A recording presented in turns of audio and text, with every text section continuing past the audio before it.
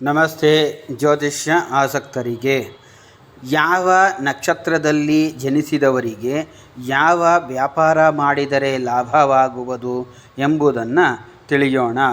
ಅಶ್ವಿನಿ 4 ಪಾದಗಳು, ಭರಣಿ 4 ಪಾದಗಳು, ಕೃತ್ತಿಕ 4 ಪಾದದ ಈ ನಕ್ಷತ್ರಗಳಲ್ಲಿ ಹುಟ್ಟಿದವರು ಬೆಲ್ಲ, ಸಕ್ಕರೆ, ತುಪ್ಪ, ಎಣ್ಣೆ, ಉಪ್ಪು, ಎಳ್ಳು, ಔಡಲ ಅಂದರೆ ಹರಳೆಣ್ಣೆ ಮುಂತಾದ ರಸ ವಸ್ತುಗಳ ವ್ಯಾಪಾರದಿಂದಲೂ ಮತ್ತು ಕಬ್ಬಿಣ, ಸೀರೆ, ಕುಪ್ಪಸ, ಉದ್ದು ಮುಂತಾದ ಕಪ್ಪು ಬಿಳುಪು ವಸ್ತುಗಳ ವ್ಯಾಪಾರದಿಂದಲೂ ಅಧಿಕ ಲಾಭ ಪಡೆಯುವರು.